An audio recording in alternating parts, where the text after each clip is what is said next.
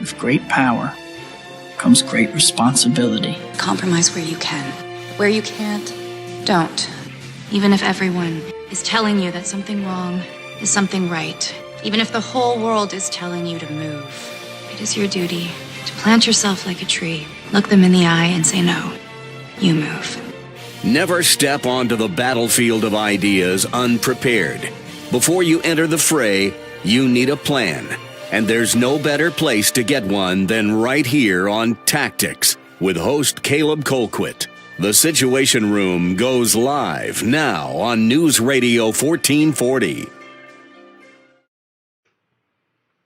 Good evening, everybody, and thank you so much for being here with us on Tactics. We appreciate you joining us however you are doing so, whether it's on YouTube Live or Facebook Live or Periscope or Twitch.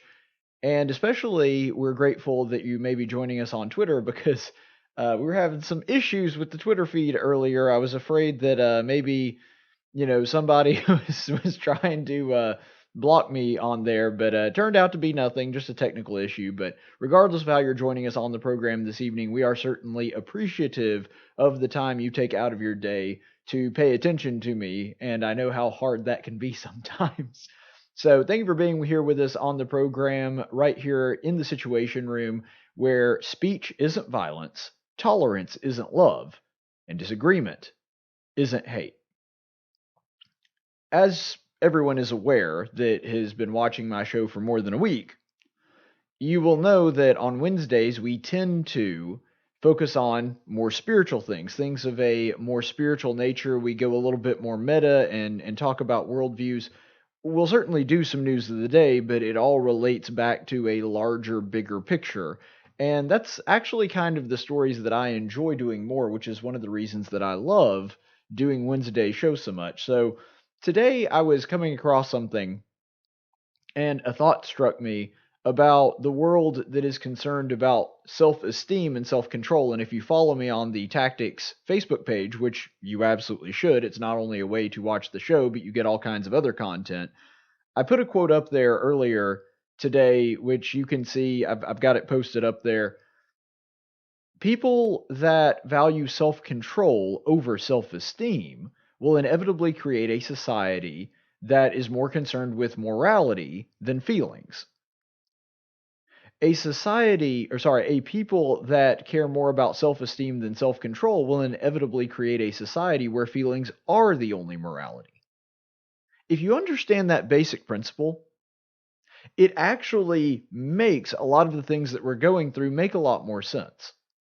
Because if your primary goal is to do the best that you can to maintain a person's self-esteem, and you believe that that is the most important thing that you can do for another individual, you can understand how there are a lot of people on the left and right, but primarily on the left, I would say, or at least it's more prevalent. I wouldn't say that it's even something that's rare on the right, because the truth is there's an awful lot of people on the right that believe, whether they would actively say it or not, they live in such a way that seems to suggest they care more about a person's self-esteem than their self-control.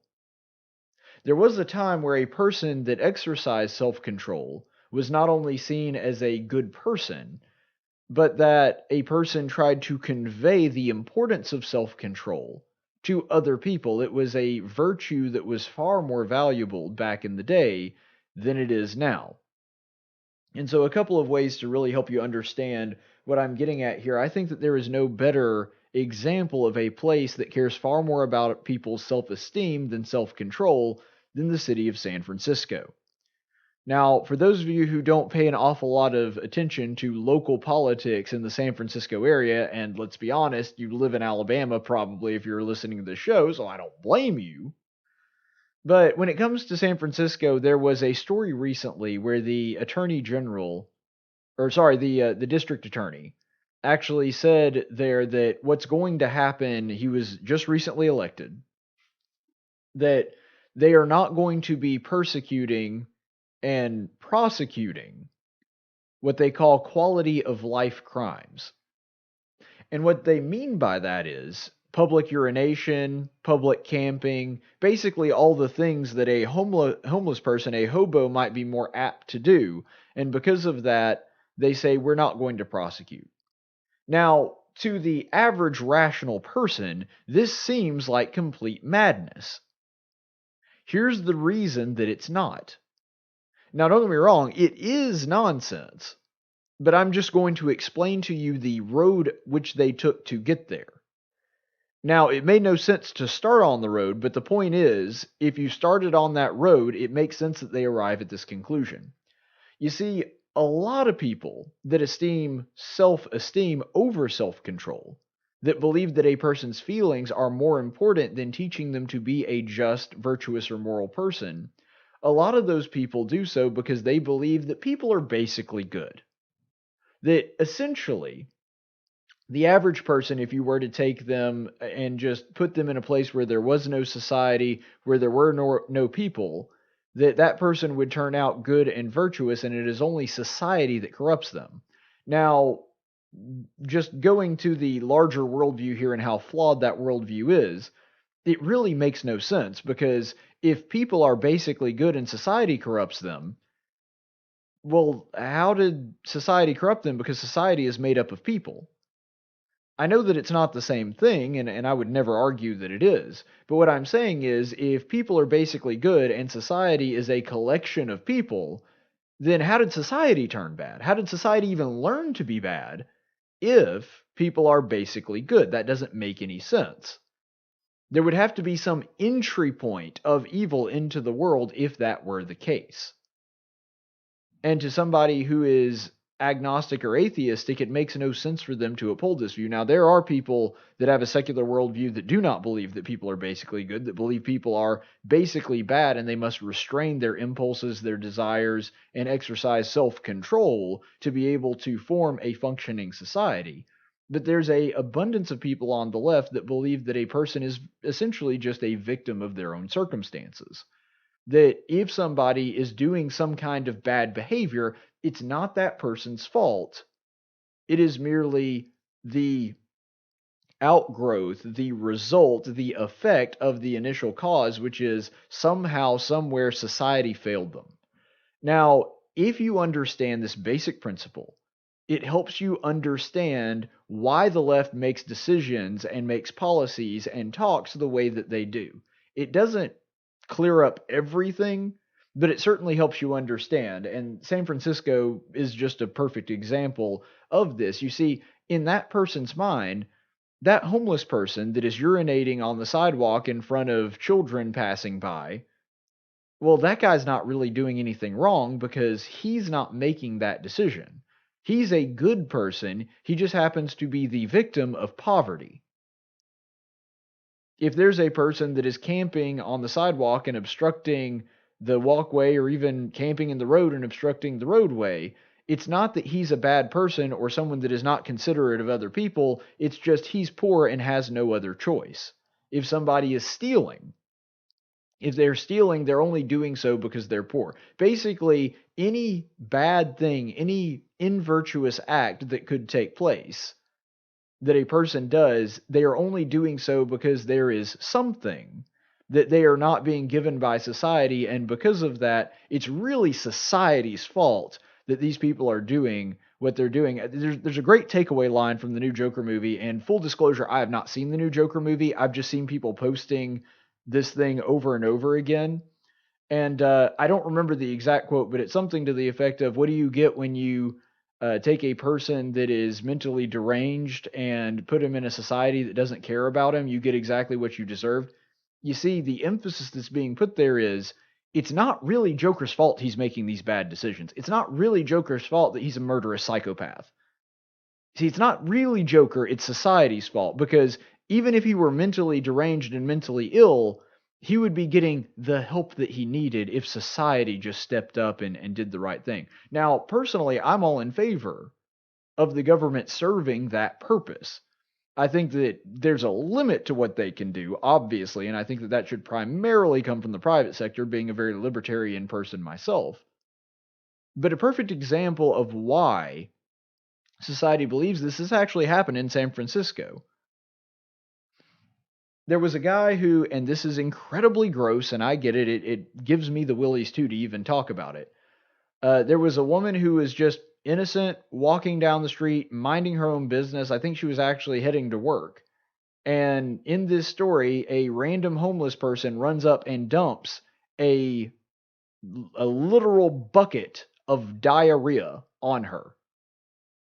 This is a guy that had been apparently saving up his excrement for a long time and then dumped it over the person. And this woman was so traumatized she had PTSD, had to run to the hospital to make sure that she did not catch any infectious diseases.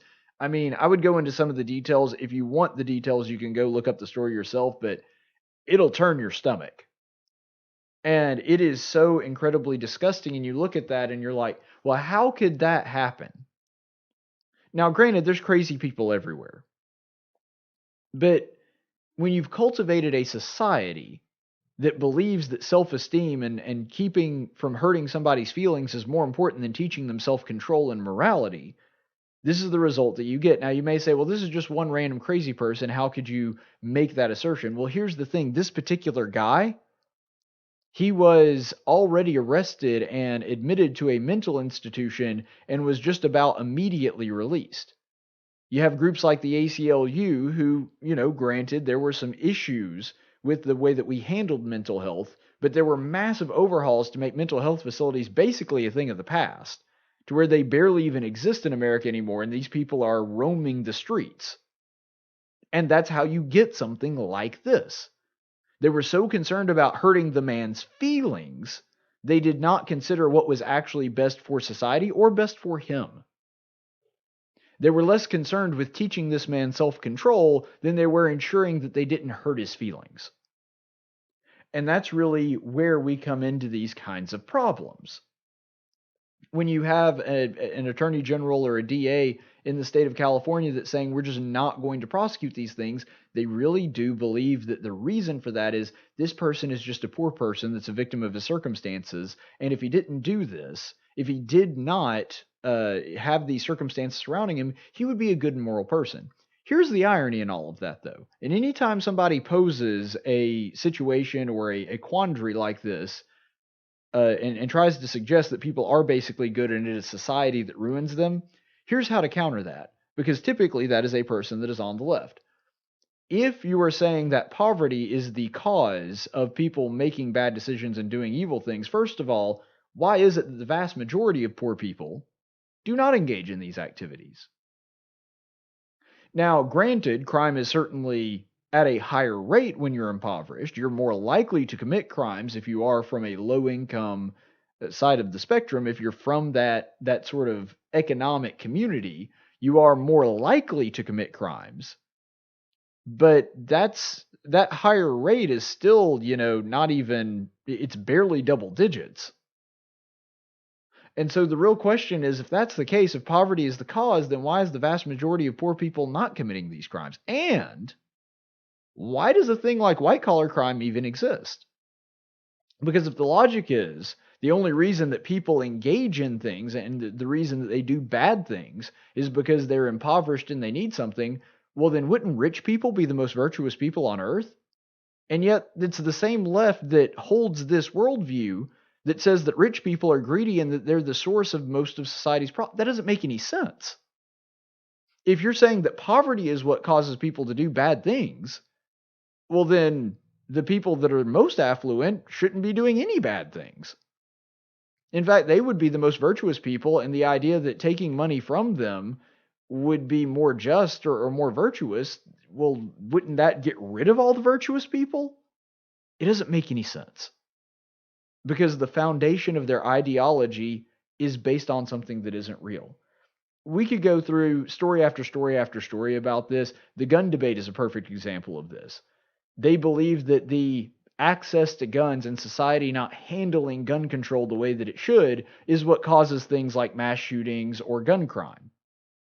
Now, they ignore the fact that other countries that have done exactly what they're proposing continue to have violent crime and gun crime, and that if you take guns from people, they'll use knives or they'll use baseball bats or they'll use their own bare fist to commit heinous crimes. But they suggest that it's not the person's fault, it's really society's fault, or it's the gun's fault, it's not the person's fault. They do the same thing when it comes to things like public schools. the bureaucracy in our public school system now has reached the height of ridiculousness, to where basically the kids are the ones running the schools, not the teachers. The teachers are afraid to discipline. The teachers are afraid to even speak up and raise their voice at a child, no matter how young they may be, to try to correct them. And the truth is, most of those teachers don't even do that anymore, because a lot of them subscribe to this same worldview, that self-esteem is more important than self-control. So when you see a child doing a bad thing, it is better to spare their feelings and not tell them to stop than it is to actually say something to them and say, hey, what you're doing is not acceptable. It is not good behavior. You need to stop that and do something else, because that would hurt their self-esteem. We don't teach self-control anymore. And by the way, you may remember I actually did a special, I think we talked about 30 or 40 minutes specifically on this with my dad, who's a retired teacher of 27 years, that was talking about exactly this. That people are so frightened that they might hurt somebody's feelings by correcting them. There was a whole curriculum that was drummed up by people in the left, mostly, I believe it was in Washington and Oregon, that their new curriculum said that you can't even tell a child that their answer is wrong, and that they were trying to teach them how to grade papers, in other words, grade a essay or something like that, without being critical. Well, if you're not going to criticize, if you're not going to analyze, if you're not going to tell someone when they're wrong, it is impossible to correct bad behavior. You cannot assess something and teach them how to improve if you refuse to tell them where they messed up or the areas in which they need improvement. I'm not saying that there's not a right and wrong way to do that. Obviously, you want to do it in a constructive way. But there's a difference in saying, well, we need to be constructive with our criticism and do so in the spirit of love, than it is to say, no, we just need to not criticize at all. We need to be able to look at it and observe it without assessing it. Well, that's not going to help anybody. You can't teach a person to root out bad habits, bad behaviors, or incorrect ideas unless you tell them when they're incorrect. And that's really the problem that we're running into. Another great example. There was a singer just the other day who she said that she's going to back out of the Dallas Cowboys halftime show because this was an event that she was doing for charity, because she was working with and raising money for the Salvation Army. And then someone told her, hey, the Salvation Army, that's a Christian organization, and they have an anti-gay stance. I could say LGBTQAIRPWQ and a silent 5. I don't know. The acronym's gotten stupid. Quilt bag is much better. But anyway, and that's really where she took it from. Well, again, this is a outcropping of the idea that rather than tell somebody, hey, this lifestyle is self-destructive, it's something that's not a good idea, it's an abnormality, it's better to just spare their feelings and not tell them that they're wrong. And so because of that, she said, well, I'm going to back out unless the Salvation Army makes a donation to a gay activist organization or something like that. Which, by the way, taking a break from the self-esteem debate here for a second, I do find it utterly hilarious that she's saying, well, I don't want to use my talents or my service to help an organization with whom I disagree, when one of the most hot-button issues in the gay debate in the past couple of years has been, should Christians have to offer their services or their talents to somebody whether they want to or not, when it comes to things like baking a wedding cake for a gay couple or taking pictures at a gay wedding, something like that. I find it hilarious that when it's on her side, she's like, oh no, I should be able to refuse my services if they're doing something I disagree with. But the Christian isn't allowed to do that, you see. And that's really the stark contrast there. But all of those things that I just listed, and I could list several more. I mean, it goes back to, well, if we just fixed poverty, if we just had the war on poverty like LBJ said back in the day, 50 years ago, if we could just solve that, then we'll solve all the crimes. AOC just recently said that the only way that we can combat crime and terrorism is to basically give all of our money away through the Green New Deal, and that redistribution of wealth is going to solve all those problems. Well, that's never worked in the history of mankind. It's been tried multiple times, and it never works.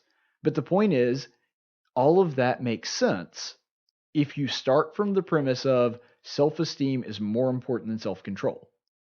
that people are basically good and society is the thing that makes people evil. And so we have to, if we could just orchestrate society from on high, from a place of power the right way, then people wouldn't do bad things or make bad decisions anymore. It's simply not true. If you have a biblical worldview and understand that man has an inherent sinful nature, not talking about original sin, that's a whole different doctrine, but every branch of Christianity that I'm aware of, whether you're talking about Catholic, Protestant, non-denominational like myself, regardless of what branch you're talking about, they all basically believe that man is apt to sin. And because man is apt to sin, and because we are all fallen creatures, you believe that people have to be taught to not behave in that way. That the only way to build a moral, just, and correct society is to teach people self-control. And this makes perfect sense. Because when you're looking at children being raised up, there are obviously children that are more likely to act out than others. But it has a lot more to do with their rendering than it does their circumstances. Ben Carson is a great example of this. I mean, he grew up in some of the worst circumstances you can imagine, and he's one of the best, most moderated, most self-controlled men you will ever run into. Why? And he'll tell you this. Because his mother taught him to be. You see, if we're going to create a society that is just and right, and is concerned with morality, the only way that we can do that is to be more concerned with teaching people self-control than self-esteem. I'm not saying we don't care at all about self-esteem. I'm not saying we don't care about hurting somebody's feelings. I think that a moral society does do that, that it is something that they are concerned with. But whenever it comes to a choice between hurting somebody's feelings and correcting bad behavior, and teaching them how to restrain their impulses, teaching them how to restrain their vices, especially when it involves another person, well then ultimately, we always take the side of teaching that person self-control and making sure that there are repercussions for somebody who harms another person through a lack of self-control. If you want to create a good, godly society, that's where you have to start. It's not a silver bullet. It's not a fix-all solution, but that has to be the starting point. Stay the course, friends. Tactics is a production of News Radio 1440 and Cumulus Media Montgomery. Any opinions expressed on this program are those of the host and do not necessarily reflect the opinions of Cumulus Media. The theme song for Tactics is 6 Foot Town by Big and Rich. Graphics by Jessica Dawson. Broadcast studios provided by Cumulus Media Montgomery. Location studios provided by the